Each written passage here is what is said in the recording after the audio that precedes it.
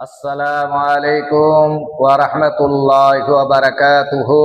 Islamic ভাই ও বোনেরা, আপনাদের কাছে আমি একটি অনুরোধ করে বলছি, ভালো করে শুনবেন। যে আপনারা বাচ্চাদিকে খানা খাওয়ান, অর্থাৎ খানা বলতে ভাত, ভাত খাওয়াতে খাওয়াতে দেখবেন অনেক সময় বাচ্চাদের গলাতে কাঁটা বিঁধে যায়, অর্থাৎ বড়দেরও কাঁটা বিঁধে যায়।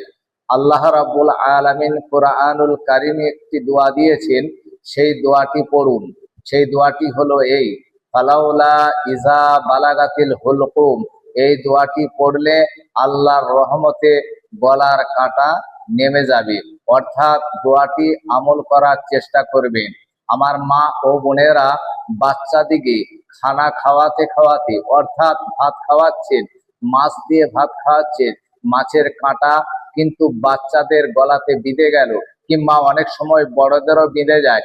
এই দোয়াটি পড়লে ইনশা আল্লাহ আল্লাহর রহমতে কাঁটা গলা থেকে নেমে যাবে।